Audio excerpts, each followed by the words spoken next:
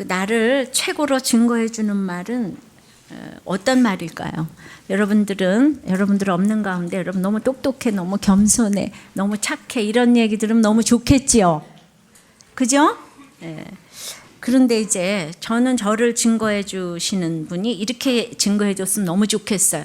그러니까 하나님이 나를 아시는 것만큼만 나를 증거해 주면 막 최고의 증거라고 생각해요. 그런데 그러니까 나를 제대로 알고 증거해 주는 사람을 만나면 정말 인생이 행복한 거예요. 이게 정말 너무 중요한 건데 주님도 주님을 제대로 증거해 주는 사람을 만나면 얼마나 행복하시겠습니까? 그러니까 이제 늘 이렇게 사역을 하시다가 드디어 왜 마태복음 16장에 또 그 너희는 나를 누구라고 하느냐, 사람들은 누구라고 하느냐. 근데 예수님이 얼마나 떨리셨겠어요. 제대로 잘 못할까 봐. 근데 베드로가 믿음도 하나도 없이 그리스도시요 살아계신 하나님의 아들이시라 이런 고백을 했어요. 믿음도 하나도 없이. 근데 믿음도 하나도 없이 이렇게 고백을 하는 게 정말 쉬운 게 아니에요. 예. 그러니까 우리는 부족해도 하나님이 살아계신 하나님의 아들이고 그리스도이신 건 알아요. 이렇게라도 얘기를 하면 하나님께서 그 고백을 책임지시고 베드로를 수제자 반열에 올리셨잖아요. 근데 이 고백도 우리는 하기가 싫어요. 너무 싫어요. 직관계 목수 아들이지 무슨 하나님의 아들이야. 이렇게 되니까 와서도 저를 이렇게 무시하게 되고 여자 목사라서 무시하게 되고 이런 이제 마음이 들어가는 거예요. 하나님께서 우리 주님이 너무 흐뭇하셨어요. 베드로 고백을 듣고. 그러니까 저에게도 진짜 믿음으로 내가 하나님 아는 것만큼만 나를 증거해 주는 사람이 있으면 우리 만나면 서로 너무 만나면 좋은 친구야. 행복해. 내가 똑똑하고 이런 얘기만 하는 사람하고는 딱 대화에 이 한계가 딱 있는 거죠. 하나님을 이 땅에서 증거함으로 우리의 인생은 그것이 최고의 인생이 되는 것이고 최고의 인생을 위해서는 오늘 최고의 증거가 필요한 것입니다. 그래서 최고의 증거는 첫째로 어떻게 하는 건가 하면 죽기까지 증거하는 거예요. 최고의 증거라는 게 딴 게 아니고 죽기까지 증거하는 거. 이게 순교라고 할 수 있는 거죠. 7절입니다. 시작. 저희가 그 증거를 마칠 때에 무제옥갱으로부터 올라오는 짐승이 저희로 더불어 전쟁을 일으켜 저희를 이기고 저희를 죽일 터인즉, 저희는 두 증인이에요. 두 증인은 교회를 의미해요. 성도를 의미해요. 선지자를 의미해요. 로마가 알아먹을까 봐 이렇게 썼다고 그랬어요. 두 증인은 여러 뜻이 있다고 그랬어요. 둘이 같이 짝을 이루어서 전도를 하고 이제 또 초림과 재림의 예수님을 의미하고 교회를 의미하고 이제 저희 두 증인이 증거를 이제 마쳤어요. 갈대로 청량을 해가지고 베옷 입은 권세를 가지고 그냥 말씀의 등불이 꺼지지 아니하고 기적 같은 권세를 가지고 이제 여섯째 나팔 후에 또 일곱째 나팔 전에 사람은 재앙으로 변하는 게 아니고 재앙을 통해서 말씀, 복음으로만 변한다. 이거를 통해서 이게 삽입된 본문인데 1260일 동안 열심히 증거를 했더니 증거를 마칠 때에 짐승이 올라와가지고 지금 저 전쟁을 일으켜서 이 두 증인을 죽였대잖아요. 그죠? 그럼 이럴 때 우리가 척 생각나는 게 뭔가 하면 그 교회는 죽었고 마귀가 이겼구나. 이 생각이 딱 들잖아요. 성경은 참 많이 하는 게 중요합니다. 마태복음 24장 14절에 이 천국 복음이 모든 민족에게 증거되기 위하여 온 세상에 전파되리니 그제야 끝이 오리라는 말씀처럼요. 이 복음 전파가 되지 않으면 두 증인은 이제 죽지 않아요. 근데 사명을 다 했기 때문에 이제 완전히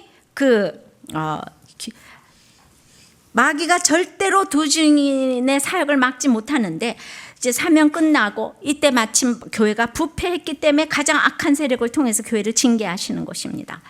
교회가 증거를 마칠 때까지는 엘리야의 능력과 모세의 능력으로 교회를 보호하세요. 그러나 교회의 사명과 증거하는 일이 무엇인지를 확실하게 전해놓은 후에 이제 무적의 세력 지옥에서 올라와서 교회를 이제 쓰러뜨리는 일이 생기는 거예요. 그러니까 무적행으로부터 올라오는 짐승이 사실은 그동안에는 잠잠했는 게 아니고 이 사슬에 묶인 사자처럼 계속 활동을 합니다. 우리는 으르렁만 거려도 무섭지 않아요? 그런데 진짜 잠시 놓일 때가 있었는데 초림 예수님 때 십자가에 못 박히셨을 때 잠시 놓였어요. 그게 진짜 3일 반이에요. 3일에 3일. 그리고 마지막 최후에 재림 예수 때 또 잠시 풀릴 때가 있어요. 그걸 뭐 7년 환란이다 뭐 이렇게 얘기를 하는데, 그러나 우리가 생각해 봐야지 될 것은 이때가 언젠가, 막 그냥 전쟁을 일으켜 저희를 이기고 저희를 죽일 때가 언젠가, 이거 계산하는 인간들은 다 이단이라 이거예요. 그러니까 우리는 마지막 최후 심판 때 맞아 죽기 위해서 사단이 잠시 놓이지만은 그 짐승인 적그리스도는 지금도 우리 시대에 있을 수가 있는 거예요. 우리 개인적 종말적 관점으로 볼 때에 시한부 인생을 우리가 살고 있고, 지금 살고 있는 우리 시대가 또 나의 최후의 종말의 시대고, 그래서 이때 계시록 시대에는 바로 짐승이 올라오는 게 지금 로마가 핍박을 하고 있잖아요. 로마가 꼭 죽은 사람처럼 300년 동안 지하 카타콤브에서 활동을 못했으니까 로마 사람들을 의식해서 지금 계속 상징으로 이런 것들을 썼지만은 저는 그냥 이게 딱 알아들었어요. 여러분들 계시록이 어렵죠? 예, 클릭수 줄었습니다. 예. 그렇지만은 계시록 조금만 더 참아요. 이제 10장 남았어요. 그래서 정말 이게 어려운 얘기가 아닌데, 여러분들이 구원받았다면 어려운 얘기 아닌데, 구원받지 않은 사람은 이 계시록 읽기 아주 어려워해요. 이 도덕적인 책이 아니니까.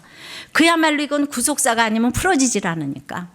그래서 막 화를 내고 이러는 거예요. 화내지 말아요. 나 죽은 다음에 유익하다 그럴 거니까.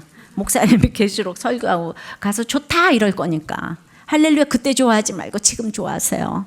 예.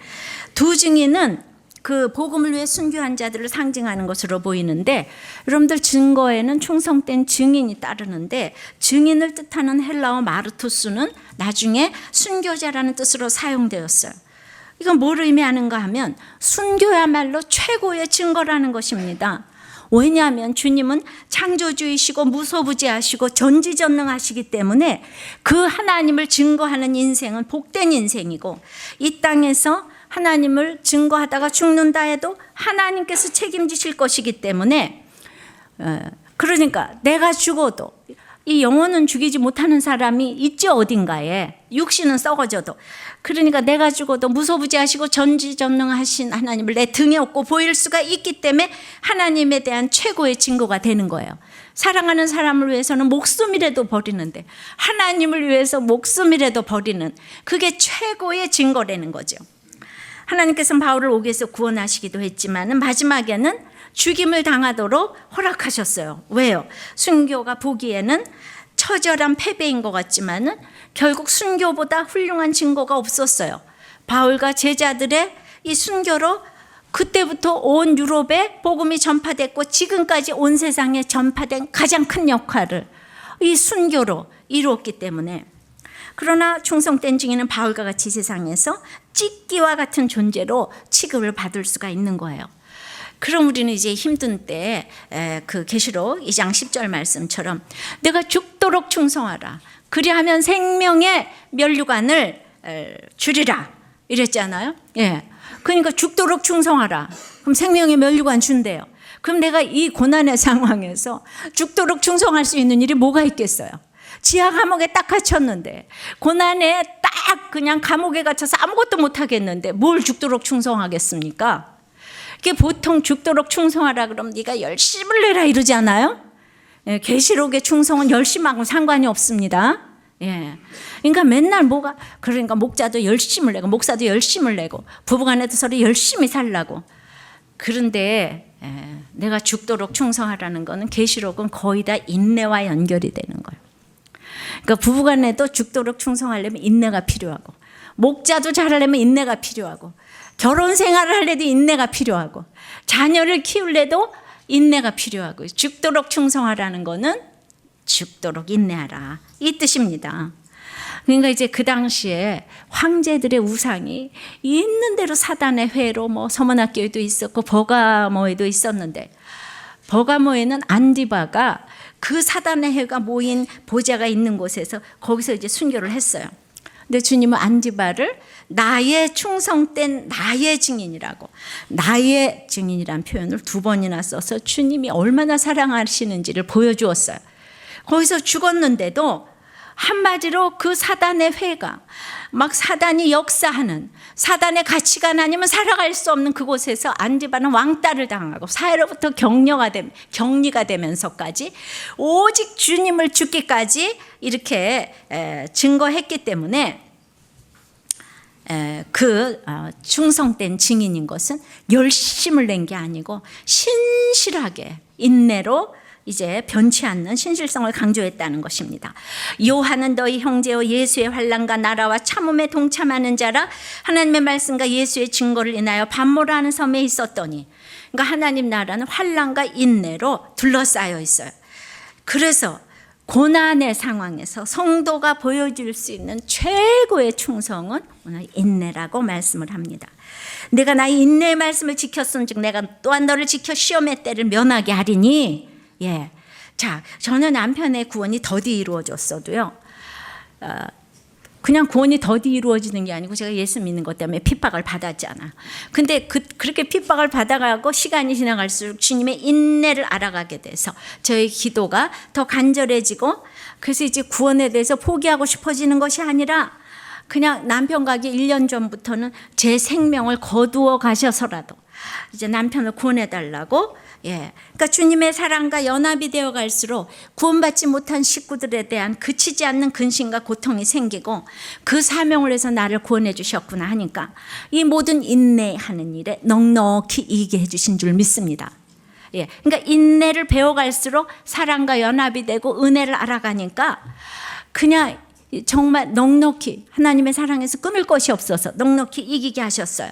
여러분들 누가복음 15장의 탕자의 비유에서 아버지 곁을 지킨 맏아들은 동생이 집을 나갔어도 관심이 없고, 나가서 호랑방탕하게 살다가 돼지 열매로 쥐엄나무 열매로 먹어도 관심이 없고 찾아올 생각도 안 하고, 그 동생이 나중에 먹을 거 없어서 돌아왔는데 그거는 이제 또 기뻐하지 않았어요. 기뻐하지 않은 정도가 아니고 아버지한테 나한테는 지금까지 아버지를 섬겼어도 염소 새끼 한 마리 안 주더니 이 방탕한 동생한테는 송아지를 잡아서 잔치를 해주느냐고 꼭 가인처럼 화를 냈어요. 그러니까 이것이 가족의 구원에 관심 없는 모습이라고 할 수 있습니다. 바울 사도는 내가 그리스도에게서 저주를 받아 끊어질지라도 형제 고륙의 구원을 원한다고 해요.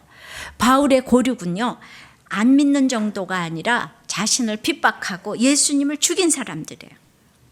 근데 우리는 내 아들 하나 때문에도 죽을 지경인데, 바울은 이 핍박이 심하다 보니까 전 세계를 껴안고 기도를 한 사람이에요.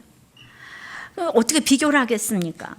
그러니까 우린 적어도 내 식구의 구원을 위해서는 좀 저주를 받아 끊어질지라도 원해야지 되는 이런 마음이 있어야 되는 거예요. 근데 지금 괜찮아. 지금은 공부하고 나중에 교회 나가면 되지 뭐. 지금은 그냥 잘 살다가 나중에 믿으면 되지 뭐. 이게 사랑이 아닌 거예요. 자기 목숨이라도 내놓고자 했던 바울처럼 급하고 절박한 마음으로 구원을 구해야 되는 것이에요. 그것이 최고의 사랑입니다. 사도행전 20장 24절에 보면은 나의 달려갈 길과 주 예수께 받은 사명 곧 하나님의 은혜의 복음 증거하는 일을 마치려 하면은 나의 생명을 조금도 귀한 것으로 여기지 아니하노라. 아멘. 이 고백이 여러분들의 고백이 될 줄 믿습니다. 그래서 최고의 고백인 거예요. 죽기까지 내가 주님을 사랑하는 것이 최고의 고백인 줄 믿습니다. 죽어지고 썩어지고 미래리 되는 이거 자체가 최고의 고백인 줄 믿습니다. 두 번째는 이제 죽기까지 증거하되 악한 이 땅에서 십자가를 지는 증거를 해요. 뭐라고요? 악한 이 땅에서 십자가를 지는 증거가 최고의 증거입니다. 8절입니다. 시작. 저희 시체가 큰 성길에 있으리니 그 성은 영적으로 하면 소돔이라고도 하고 애굽이라고도 하니 곧 저희 주께서 뭐라고요? 십자가에 못 박히신 곳이니라. 창세기 10장 13절에 보면 13장 13절에 보면 소돔 사람은 악하여 여호와 앞에 죄인이었더라 그래요. 큰 죄인이었더라. 이걸 롯도 알아요. 그런데 이걸 알면서도 그 10절에 보면은 이에 롯이 눈을 들어 요단들을 바라본 즉 소알까지 온 땅에 물이 넉넉하니 여호와께서 소돔과 고모라를 멸하시기 전이었는 거로 여호와의 동산 같고 애굽 땅과 같았더라. 기억나십니까? 멸망하기 전에는요 여호와의 동산 같은 거예요. 멸망하기 전이었기 때문에 너무 인물이 좋고 돈이 많고 저 사람 만나면은 그냥 이 애굽 땅에서 이렇게 너무 멋있는 거예요. 여러분들 아브라함이 롯을 데리고 갈대아우르를 떠났는데 그때 이제 딱 기근이 와서 애굽으로 피신 갔잖아요. 근데 거기서 아브라함은 부인을 팔아먹을까 하다가 죽을 뻔했어요. 그래서 이제 거기에서 아브라함은 그 다음에 애굽에 그냥 싣고 뱄어요. 애굽이란 나라는 가면 안 되는구나. 근데 거기서 롯은요, 자기 고난이 아니니까 눈과 마음이 애굽에 다 돌아갔어요. 그냥 너무너무 그냥 내 고향 갈대아우르보다 더 세련된 곳인 거예요. 그래가지고 그냥 완전히 뭔가 마음을 줬어요. 한번 거기 집착하기 시작하니까 중독이 되어버렸습니다. 그래서 어렸을 때 믿음이 없는 상태에서 무엇을 보는가, 이거 너무 중요합니다. 이 롯은요, 소돔을 못 버리는 거예요. 그래가지고 나중에 싸워가지고 네가 스스로 택하라 그랬더니 이 소돔을 택한 거예요.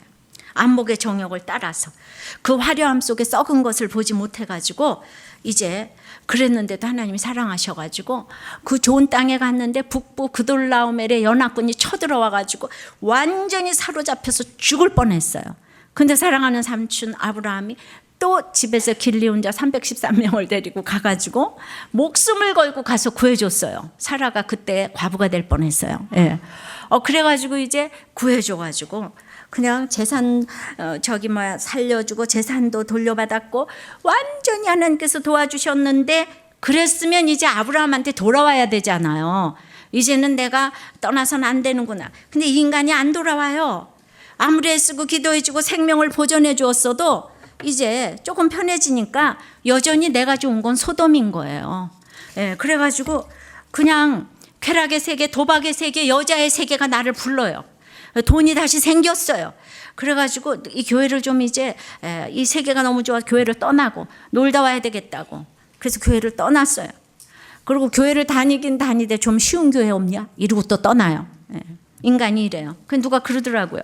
자기 명품 교회를 다니려고 갔는데 자기가 성경을 너무 모르더래요. 그래가지고 우리들 교회 와서 배워가려고 왔대요. 그래서 우리가 주로 이래요. 그래도 감사한 것은 성경을 배우는 교회로 우리들 교회를 지목한 것에 대해서 자부심을 느끼는 바입니다. 이렇게 끊임없이 그렇게 믿는 수준에서도 또 소돔이 있어요. 예. 그러니까 롯도 믿는 자라고 할 수 있는데 그냥 믿으면서도 레벨업된 그 세련된 문화가 너무 좋은 거예요. 끼리끼리 놀고 이러는 게 너무 좋아요. 믿어도 기근이 있는 가나안은 생각도 하기 싫은 거예요. 그러니까 아브라함은 애굽에서 고난을 만났었으니까 생각 딱 잊었는데 롯은 마음과 눈이 애굽에 팔렸어요. 그래서 아브라함을 떠나서 이제 내가 떠났어. 이제 내가 완전히 소돔 백성이 된다. 온 힘을 다해서 재산을 모으고 재판관까지 됐습니다. 이기고 또 이기고 이겨보려라 하면서 소돔의 시민권을 쟁취했어요. 그리고 재판관 된 거 아시죠? 나는 이제 완전히 시민권을 딴 거예요. 그때 갑자기 또 야 소돔이 망하니까 거길 떠나라 그러는 거예요. 사랑하니까 아브라함을 통해서 그냥 야 이제 소돔이 유황불로 망한다. 떠나라. 어떻게 떠나겠어요? 그렇게 수고를 했는데 어떻게 떠나겠어요? 딸들은 쉽게 떠나지만 수고한 건 롯이지 딸들이 아니잖아요. 못 떠나는 거예요. 그래가지고 그냥 롯은 보니까 아브라함의 조카로서 안 가야 될 곳은 이렇게 가고 떠나야 될 곳은 또 안 떠나고 이러더라고요. 이게 왜죠? 예, 소돔이 너무 좋아서. 그러니까 롯과 그 가정을 보면 부인은 그래서 못 떠나니까 소금기둥이 되고 사위들도 다 죽고 딸하고 겨우 빠져나와서 근친상간하는 모습을 보면서 이 집이 정말 공가루 집 아닙니까? 망할 집 아니에요? 그게 왜 그래요? 소돔의 또아리를 틀어가지고 소돔에서 살았기 때문에 그 지경이 된 거예요. 어떤 분은요 진짜 아이를요 앞으로 중국이 대세다 그래서 초등학교 1학년 때부터 화교학교를 보냈다는 거예요. 중국어를 배우게 하려고. 고등학교까지 지금 됐다는 얘기를 들었어요. 문제가 있지요. 여러분들 언어만 배워서 중국을 우리가 합니까? 여러분 내가 영어 하나도 못해도 이렇게 설교해요. 할렐루야. 예. 전부 다 글로벌 어쩌고 저쩌고 하는데 제일 중요한 건 사람의 마음을 알아야 되고 하나님이 나를 아는 것만큼 그렇게 사람들이 알아주는 게 제일 중요한 거지요. 이기고 이기려고 하는 것이 이렇게 망함이 있는 거예요. 가정의 요소는 자기 인식입니다. 자기가 어떤 주제인가를 가정을 통해서 알아보게 되는데, 또한 자기 가치를 알게 해주는 게 가정이에요. 그러니까 자기 가치를 인정해주는 사람들끼리 이 의사소통이 되는 곳, 여기가 가정인데, 그러니까 가정에서 하나가 안 되는 거예요. 왜냐하면은 이제 가정에서 가장 최고의 가정은 내가 죄인이라는 거, 그리고 하나님만이 우리 가정의 주인이라는 거, 이게 선포되는 가정이어야 되는데 예수를 믿어도 맨날 자기만 최고래요. 그러니까 이제 가정에서 자기 인식이 되는 거예요. 그러니까 내가 하나님을 이렇게 믿으니 우린 다 죄인이다. 이렇게 되면 저절로 생겨난 룰이 있어요. 질서가 있고 남편이 부인 머리 위에 있는 것이고, 이런 어떤 질서가 있는데 그 룰을 잘 지킬 때 결국 사회에 연결을 시키는 것이 가족의 역할입니다. 그러니까 자기 가족끼리 잘 먹고 잘 살려고 가족으로 묶어준 게 아니에요. 결국 모든 사람들을 도우라고 가족이 존재하는 것입니다. 그러니까 가장 기본적인 가족이 튼튼해야 교회가 튼튼하고 나라가 튼튼하고 사회가 튼튼한데, 가족에서부터 이렇게 어렸을 때부터 유학이나 보내고 화교학교나 보내고 이기고 또 이기려고 하는 아버지 재판관 롯이 있어가지고 그런 소돔과 애굽의 가치관을 심어주기 때문에 이제 이 가족이 예수가 없으니까 교회를 나가는 것 같은데 맨날 이기려고 하니까, 기도만 하면 넌 어디 붙는데, 당신 어디 회사 사장 된데, 이런 얘기만 하니까 이게 이기고 이기려고 하는 가치관이잖아요. 우리가 정말 서로 죄인이라는 걸 알면 서로 이제 정말 이 부부간에도 역할이 있고 질서가 있는데 이런 거 하나도 안 지키면서 그냥 예수를 믿어도 이 계시록 얼마나 무섭게 믿는지 몰라. 매돌 며칠 몇십만 맨날 저기 하고, 그때 두 증인이 죽는데 그때가 1900 몇십 년 매돌 며칠이야. 그때까지 당신 얼얼얼 안 하면 우리 집 다 망하는 거, 뭐 이런 얘기만 하면서 그런 사람들 다 나사렛 예수 이름으로 명하노니 물러갈지어다. 주여. 예. 이제 모든 이단을 대표해서 할 수 없이 내가 계시록을 하잖아요. 아주 그냥 요새가 세월이 하수상해서 계시록이 판을 친다고요. 계시록은 그냥 오늘 우리에게 주시는 얘기라고요. 창세기하고 똑같다고요. 누가복음하고 똑같다고요. 특별한 얘기가 하나도 없어요. 근데 마지막이니까 사랑을 절절 부어서 하는 얘기예요. 아셨죠? 그러니까 이제 이런 소돔과 애굽의 가치관에서 두 증인, 성도는 이제 십자가 지는 적용을 해야 되는 거예요. 소돔은 구원받지 못했기 때문에 소돔에서 구원받지 못한다를 부르짖는 것이 얼마나 십자가 지는 적용인가 말입니다. 소돔, 네가 좋아하는 소돔은 구원받지 못해. 우리 집은 이렇게 예수 안 믿다가는 아무도 구원받지 못해. 이 소돔을 그냥 이 아브라함은 롯 때문에 마지막까지 기도했어요. 하나님, 소돔에 의인 50명만 있으면 구원해 알았다. 아니 그 말고 5명 들여서 45명요. 알았다. 아니 그것도 아니고 40명. 알았다. 아니 30명. 알았다. 쭉쭉 내려오다가 아유 하나님 정말 미안한데 10명. 알았다. 근데 그 10명이 없어서 망했어요. 의인 10명이 없어서 소돔이 망했어요. 그러니까 이 세상도 마찬가지잖아요. 하나님의 말씀을 듣는 것이 심판을 예비하는 것이고, 성경은 창세기부터 계시록까지 심판을 예고하는 것과 다름이 없습니다. 늘 장차받을 환난을 듣고 있으면 정말 심판이 와도 놀라지 않아요. 근데 심판의 클라이막스가 십자가라고요. 그러니까 이 소돔과 같은 애굽과 같은 이 땅에서 십자가 질 일이 있는 것이 축복이라고요. 십자가 없이 부활이 없어요. 근데 이 심판의 예고를 들으러 교회를 다니는 거예요. 이 땅에 붙고 승진되려고 교회를 다니는 게 아니고 심판의 예고를 들으러 교회를 다녀요.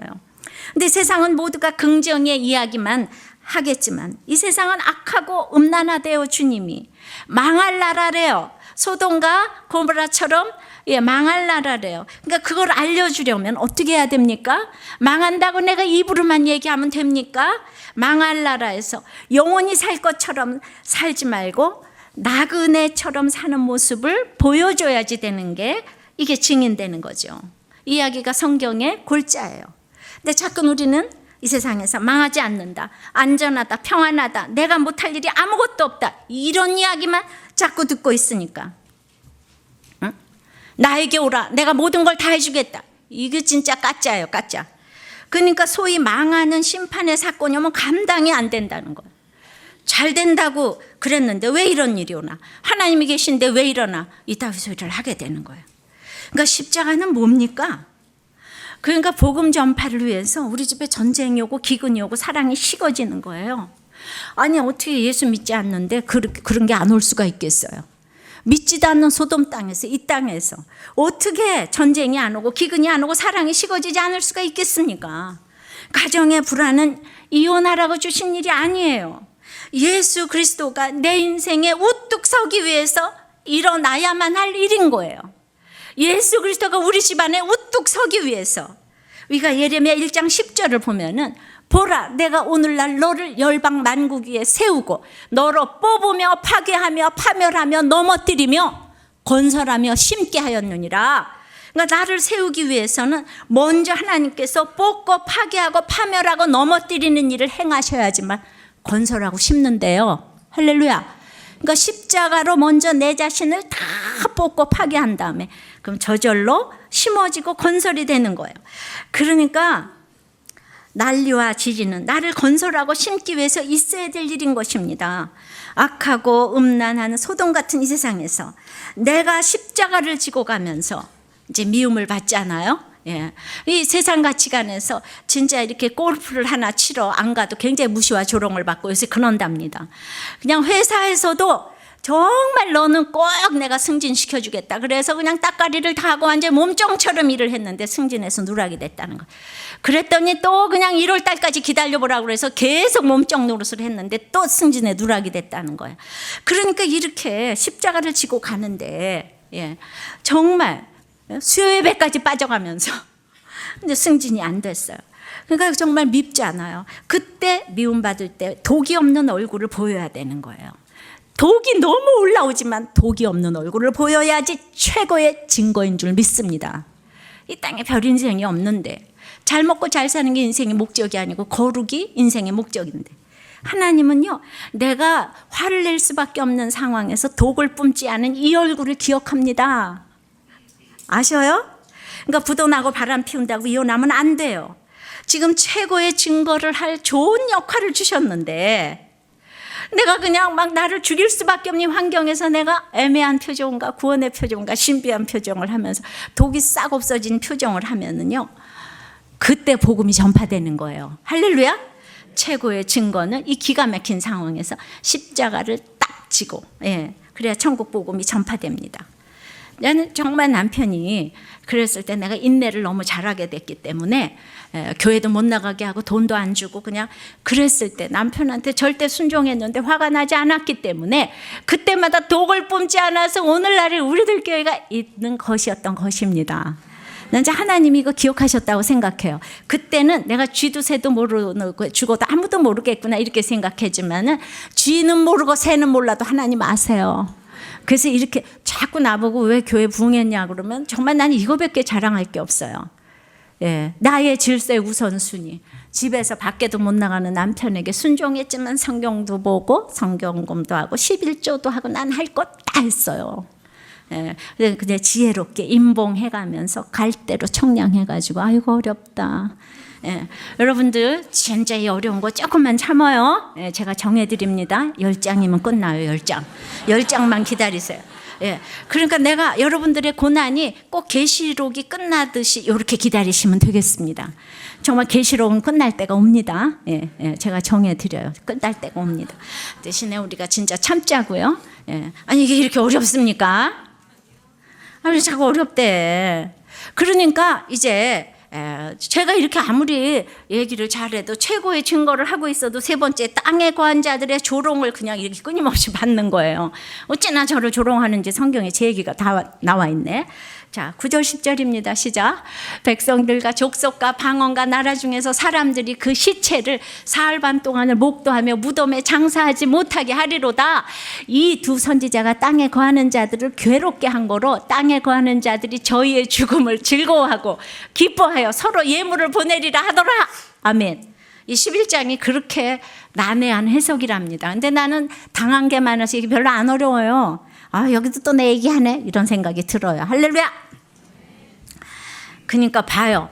내가 그렇게 십자가에서 이 땅에서 십자가를 지고 증거를 하는데도 백성, 족속, 방언, 나라 중에서 이 많은 사람들이 조롱한다잖아요. 세상 사람들이 내가 그리스도의 증인이 가려는 길은 대접받고 환영받는 일이 아니고 쉬운 일이 아니고 증거를 마치고 장사되지도 못한 채 하나님 정말 이해할 수 없는 일을 우리한테 주시잖아요. 그런데 어떻게나 많은 사람들이 시체를 보고 즐거워하고 서로 둘이 예물을 보내면서 좋아한대잖아요. 내가 열심히 전하다가 죽으면 안 믿는 사람들이 그렇게 좋아한다 그러잖아요. 열왕기상 18장 이제 16절 17절을 보게 되면은 엘리야가 이제 오베다가 가서 아합을 만나러 이제 만나고 하면 아합이 엘리야를 만나러 하여 가다가 엘리야를 볼 때 저에게 이르되 이스라엘을 괴롭게 하는 자야 내냐 내가 오늘날 아합에게 보이리라고 여호와의 사심을 가리켜 맹세한 엘리야의 말을 듣고 오베다도 아합에 고하러 이제 간 거예요. 한마디로 엘리야가 아합의 앞에 나타났는데 아합은 대뜸 뭐라 그러냐면 이스라엘을 괴롭게 하는 자요. 그리고 엘리야를 불러요. 3년 반 동안 기근이 있은 게 전부 엘리야 때문이라는 거예요. 저도 늘 고난이 축복이라고 그러니까 고난만 오면 내가 괜히 와서 고난 받았네. 이게 다 김양재 목사 때문이야. 그리고 내가 이혼하지 말라고 그랬더니 1년쯤 지나서 내가 김양재 목사 때문에 이혼을 안 해가지고 이 고생이야. 그리고 또 어떤 사람은 그때 이혼했으면 내가 위자료로라도 받을 텐데 내가 그때 이혼하지 말라고 그래서 끊임없이 무슨 일만 나면 김양재 목사 때문이야 이렇게 부르는 나는 그런 김양재입니다. 그러니까 나 이스라엘을 괴롭게 하는 자요. 엘리야를 보고 그렇게 딱 부르는 거예요. 우리 그런 마음이 우리는 누구의 탓으로 돌리고 싶은 그래야 덜 억울할 것 같은 마음이 늘 있어요. 그러니까 이제 남자들도 사업이 안 되면 다 부인한테 네가 맨날 우리 교회 가자 그러더니 내가 사업이 이만양이잖아 이렇게 자꾸 억울한 걸 어디 갖다 탓을 대요. 그러니까 18절이 이러는 거야. 엘리야가 저가 대답하되 내가 이스라엘을 괴롭게 한 것이 아니라 당신과 당신 아비의 집이 괴롭게 하였으니 이는 여호와의 명령을 버렸고 당신이 바알들을 쫓았음이라. 여호와의 명령을 버렸고 바알 세상을 좋아하고 세상을 사랑하고 돈과 번영을 쫓았기 때문에 그 너와 네 자신과 네 자손을 괴롭게 하는 것이라고 막 정확하게 말씀을 해주시는 거예요. 내 문제는 누구 때문이 아니라 내가 세상을 사랑했기 때문이라는 걸 알아야 합니다. 땅에 거하는 자들은요 사단을 쫓는 자들에 대한 표현인 거예요. 이 두 증인을 죽일 수밖에 없는 것은 두 증인의 예언 사역이 너무 괴로운 거예요. 회개할 의지가 없는 자들에게 회개하라는 메시지는 정말 괴로울 수밖에 없는 거예요. 그러니까 우리가 교회도 죄를 지적하는 교회는 다 싫어하거든요. 자꾸 된다 잘 된다 이래야 되겠는데 그러니까 편협함 때문이 아니라 엘리야하고 아합이 싸울 수밖에 없는 것처럼 그런데 세상에서 거부당하지 않는 성도의 존재는 세상의 유익을 전혀 끼치지 못해요. 내가 얘기를 했는데 세상이 나를 다 좋아해. 한 번도 거부를 안 당해봤어. 그런 사람은 집안에서도 쓸모가 없는 존재고 사회에서도 쓸모가 없는 존재예요. 왜냐하면 진짜가 아니니까.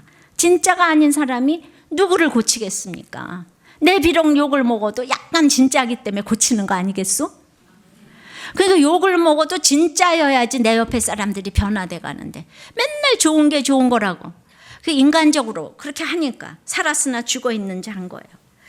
그러니까 진정한 성도로 사명을 받은 자라면 그냥 세상 사람이 싫어하는 회개의 말씀을 증거할 수밖에 없는 거예요. 이 증거 때문에 죽음을 당해도 오늘 이거 사흘반이라 그러잖아요. 사흘반. 올바른 십자가의 편에 서 있다면 쓰러지기를 학수고대하는 자들이 많아요. 왜냐하면 내가 비치면 빛 옆에 있으면 자꾸 죄가 드러나잖아요. 너무너무 싫은 거예요. 그러니까 정말 축복을 얘기하면 교회가 드글드글하고 그 다음에 이제 고난을 얘기하면 반으로 줄었다가 죄 얘기하면 교회에 씨가 마른다는 얘기가 있잖아요. 그죠? 나는 오직 이스라엘의 허물과 죄만 보이리라. 이게 이제 미가서 그 얘기가 있는데 그래서 나도 모르게 이렇게 하다 보니까 진짜 조롱받을 일이 많은 거예요. 나 자신도 빛 가운데 거하게 되면 내 죄가 자꾸 드러나니까 제가 내 죄 때문에 애통할 수밖에 없는 거예요. 빛 가운데 걸어가면은 이 더러운 게 자꾸 보여요. 내가 완전해서 선포하는 게 아니라 선포한 대로 살아야 되기 때문에 선포하는 것이 중요하고 선포할수록 갈등 충만한 이런 삶을 살지만은 우리는 하나님 100% 오르시기 때문에 가장 이 악한 세상 권력의 아래 두시는 거예요. 나를 사랑하기 때문에 나를 훈련시킬 만한 세력 밑에 두어가지고 그 악한 세력을 막는 일도 하는 역할을 하시기 때문에 아직도 세상이 완전하게 망하지 않고 있는 거예요. 그러니까 내가 한 사람이 중심을 잡고 있기 때문에 내 집안이 아직 안 망하고 있는 거예요. 아셨어요? 그러니까 내가 한 사람 중심 잡으면 나라도 안 망하고 집도 안 망하고 아직도 한 사람이라도 더 구원시키고자 하는 그 기다리는 역할을 나에게 주신 줄을 믿습니다. 여러분들은 이혼하고 이러려고 하나님이 주신 게 아니고 뭐가요? 그 십자가에 그 지고 가면서 미움을 받아도 이 도구를 안 뽑는 이 역할을 하는 것이 최고의 증거라고 했습니다. 이것 때문에 복음이 마구 전파되고 있어요. 할렐루야. 이거는 버리고 나가야 되는 게 아니에요. 그럼 번데기를 딱 잘라주는 거예요. 이것도 저것도 아니에요. 아셨어요? 그 목사님은 왜 맨날 이렇게 이혼을 막냐? 그리고 이혼한 사람은 어쩌라고? 그거는 이론론이기 때문에 이혼한 사람을 쓰레기 여길 더 와야 되는 거예요.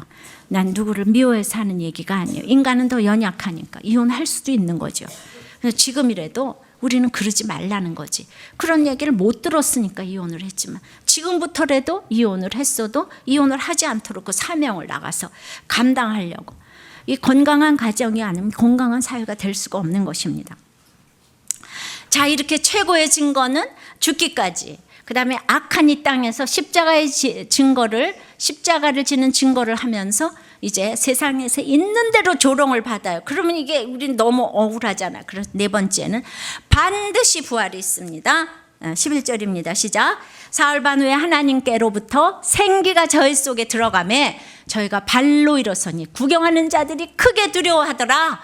여러분들 생기가 들어간대요. 사흘반 만에 루아흐 정말 성령이 들어가고 생기가 들어가면 정말 완전히 죽어서 조롱받으면 하나님의 생기가 들어간다는 거예요. 결국 자기 발로 일어나는 거예요. 이 세상은 누가 해줄 수가 없어요. 자기 발로 일어나게 해주는 것이 하나님의 증인이고 최고의 증거인 줄 믿습니다.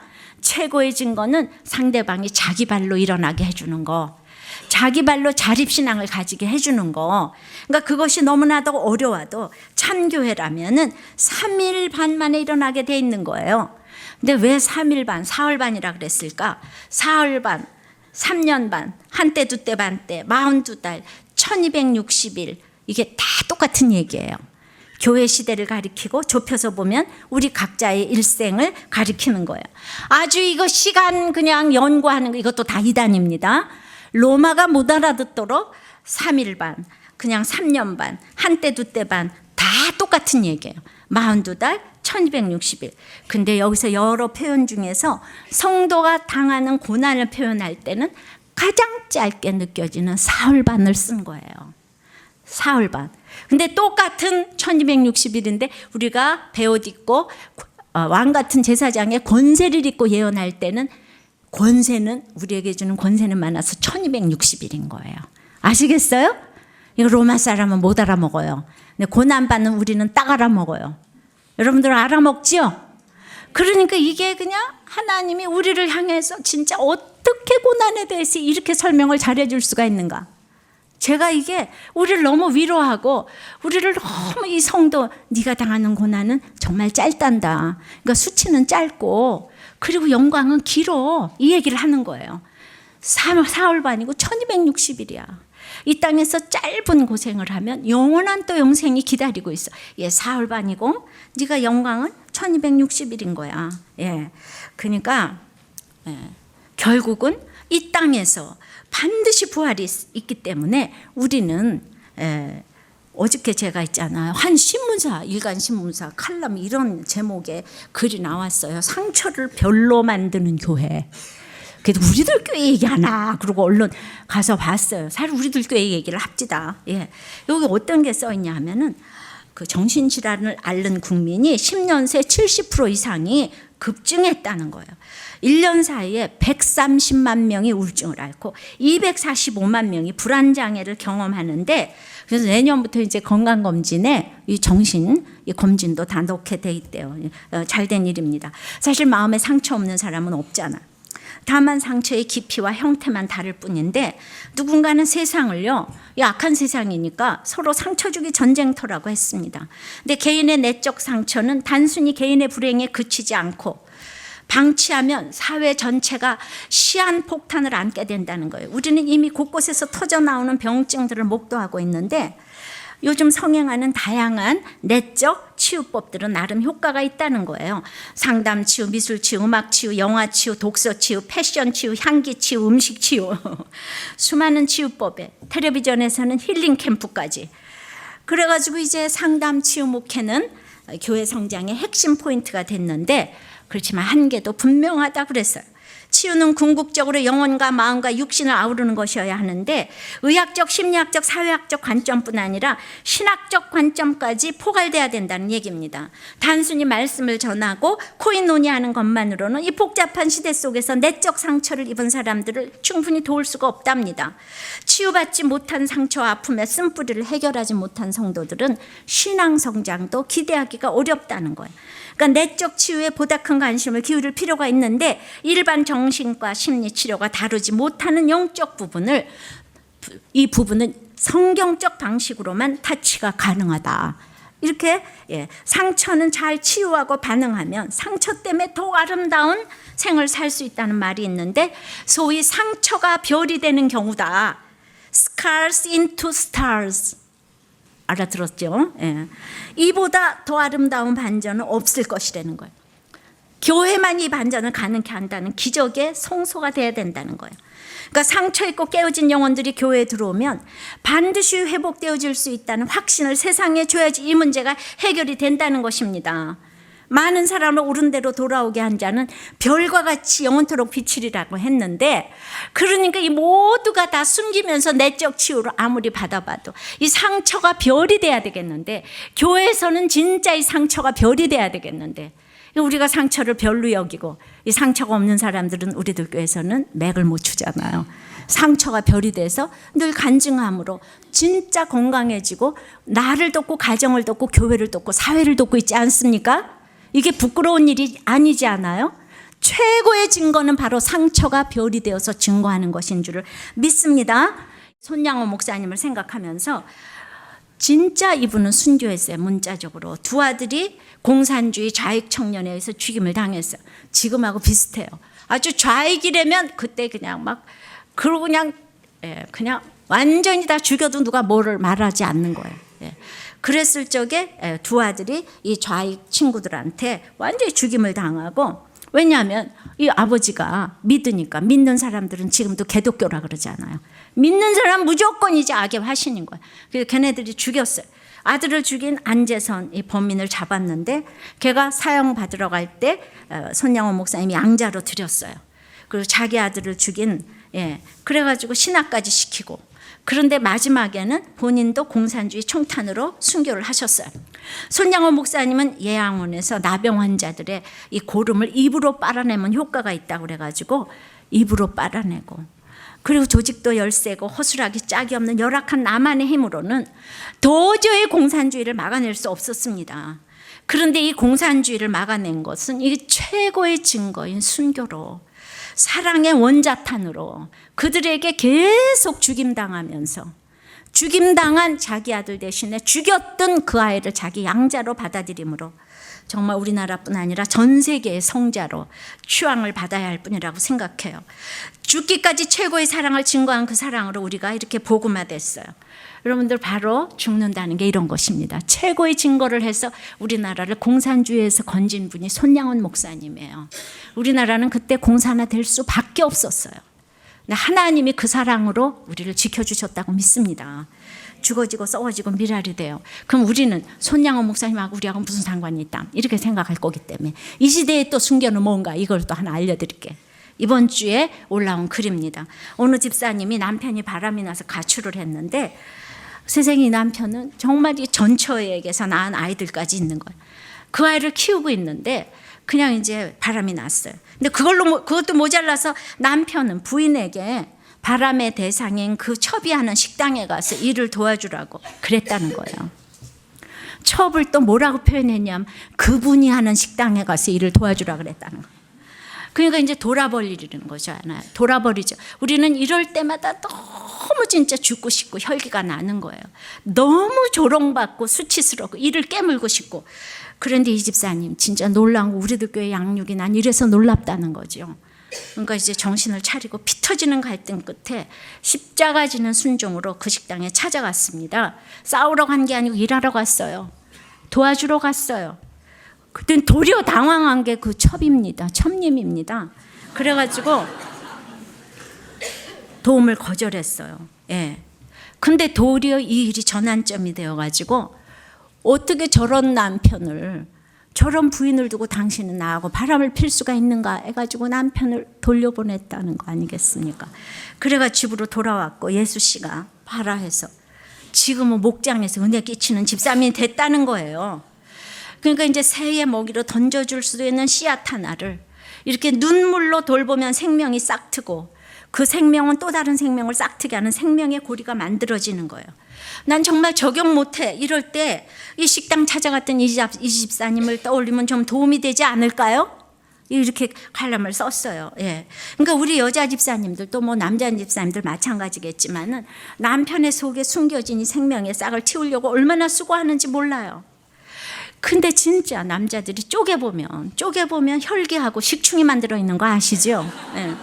그런데 진짜 별 볼 일 하나도 없는 그 씨 하나인데 그 깊은 곳에 심겨진 예수 씨앗이 싹트기 시작하면, 그 싹트려면은 이렇게 죽는 적용을 해야 되는 것입니다. 그러니까 우리는 적용이 딴 게 아니고 때마다 혈기를 하나님의 힘으로 인내해야 되는 거예요. 이게 바로 순교 아니겠습니까? 말세의 순교는 혈기 안 부리는 거죠. 그래서 어렵게 생각하지 마시고 사소하게 이렇게 순교하시는 여러분들에서 온 집안에 최고의 증거를 하고 목장에서 최고의 증거를 해서 날마다 이곳에 와서 또 세계를 살리고 최고의 증거를 하는 여러분들 되시기를 바랍니다. 말씀 맺겠습니다. 최고의 증거는 죽기까지 증거하는 순교라고 해요. 악한 이 세상에서 십자가를 지는 증거를 해야 된답니다. 땅에 거하는 자들의 조롱을 받는 것이 최고의 증거라고 합니다. 여러분들, 내가 그러면 무소부재하시고 전지전능하신 하나님께서 죽으면 사흘 반 만에 반드시 부활하는 것을 믿읍시다. 내가 독을 뿜지 않는 얼굴로 최고의 증거를 하기를 바라요. 상처를 별로 만드는 교회가 되어서 최고의 증거를 하시기를 바랍니다. 정말 내 힘으로 우리나라같이 형편없는 나라가 손양호 목사님 한 분의 최고의 증거로 우리가 공산화되지 않은 거예요. 하나님이 그 사랑을 기억했어요. 우리는 그냥 모든 저기가 다 두 손 들고 있었던 그 시대입니다. 공산화가 될 수밖에 없던, 아무것도 할 수 없던 우리나라를 지켜준 것, 손양호 목사님의 사랑의 원자탄인 거예요. 자식을 죽음에까지 내어놓았잖아요. 공산주의를 사랑했잖아요. 자기 아들 죽인 공산주의 청년을 아들로 삼았잖아요. 이 나병 환자들의 고름을 입으로 빨았잖아요. 이런 거 생각하면 우리 집에서 이 최고의 증거를 못할 일이 뭐가 있겠습니까? 왜 이렇게 날마다 싸우는 거예요? 정말 씨를 열어보면은 별 볼 일이 없어요. 진짜 정말 혈기와 정말 이 식충밖에 안 되는. 근데 그런 한 사람이 있어서 우리나라를 살렸는데, 나 한 사람이 있어서 우리 집안을 살리고 정말 가정을 살리고 목장을 살리는 여러분들이 되시기를 바랍니다. 아멘. 십자가의 주를 향한 사랑이 찬송하고 기도하겠습니다. 주신 말씀을 마음에 새기며 함께 찬양 드리도록 하겠습니다.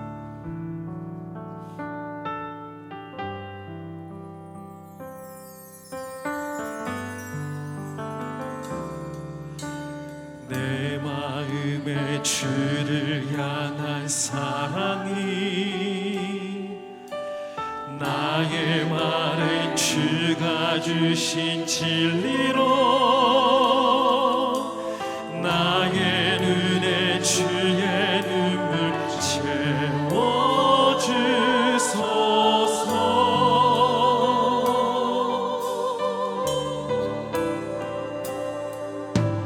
내 입술에 찬양의 향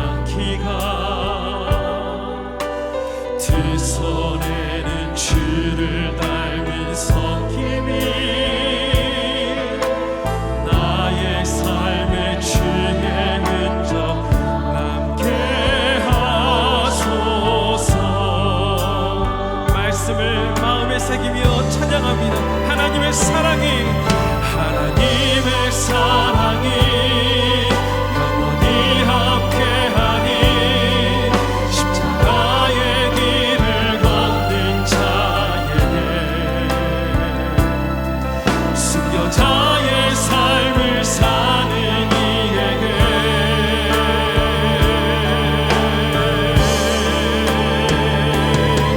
조롱하는 소리와 세상 유혹 속에도 주의 순결한 신부가 되리라. 결단하며 내 생명 주님께 드리니. 결단의 찬양으로 목소리 높여 찬양합니다. 내 마음에 주를 향한 사랑이 내 마음에 주를 향한 사랑이 나의 말은 주가 주신 진리로 나의 눈에 주의 눈물 채워주소서.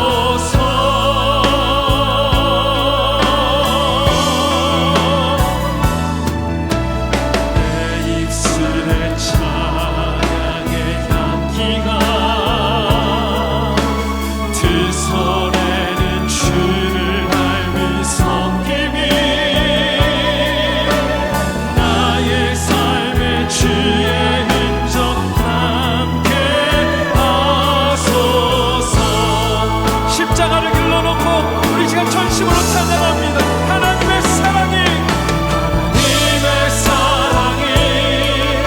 영원히 함께하리 십자가의 길을 걷는 자에게 순교자의 삶을 사는 이에게 수치와 조롱을 잘 당하도록 하겠습니다. 조롱하는 소리와 세상 유혹 속에도 주의 순결한 신부가 되리라.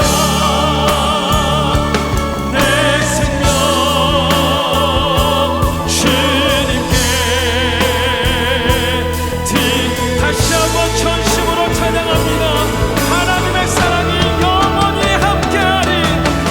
하나님의 사랑이 영원히 함께하리 십자가의 길을 걷는 자에게 날마다 순교자의 삶을 사는 이에게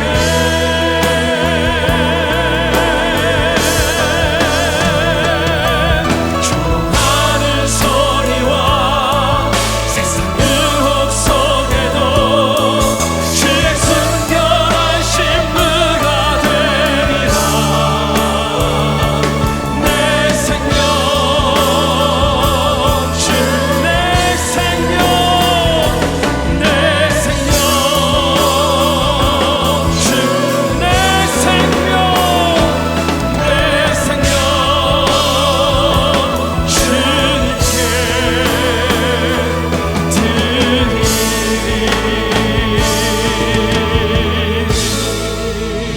이때까지 최고의 사랑을 증거한 그 사랑으로 이제 우리도 죽어지고 썩어지고 미랄이 되어서 정말 하나님 우리 집에서 순교하게 도와주시고 우리 가정에서 목장에서 순교하게 도와주시고 최고의 증거를 통해서 복음이 뿌려지게 복음이 전파될 수 있도록 주님 나를 써 주시옵소서. 조롱을 받고 이 땅에서 무시를 받는다고 해도 반드시 사흘반 만에 일어날 것을 믿으며 그 하나님을 내가 등에 업고 순종하게 도와주시옵소서.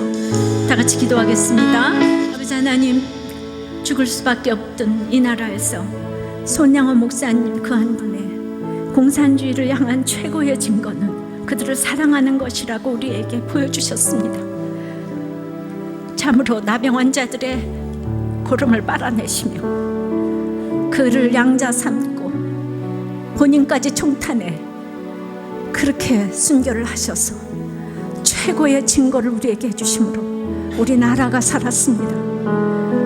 우리가 살았습니다. 복음이 전파되었습니다. 우리는 손양원 목사님까지 가지 않아도 그렇게 말씀은 들어도 위대한 분의 얘기는 위대한 분에게 맡겨놓고 우리는 너무나도 살기가 어렵고 적용이 되지를 않습니다. 최고의 증거는 이제 죽어지고 썩어지고 미랄이 되는 것인데, 주님, 우리는 날마다 하나님이 왜 이럴 수가 있는가? 어떻게 내가 증거를 했는데 나를 죽일 수가 있는가? 어떻게 나를 이렇게 무시할 수가 있는가? 조롱할 수가 있는가? 이 생각 때문에 우리는 살 수가 없습니다. 소돔과 고모라에서 누리는 것이 너무나 좋기 때문에 롯처럼 어떤 말도 들리지 않습니다.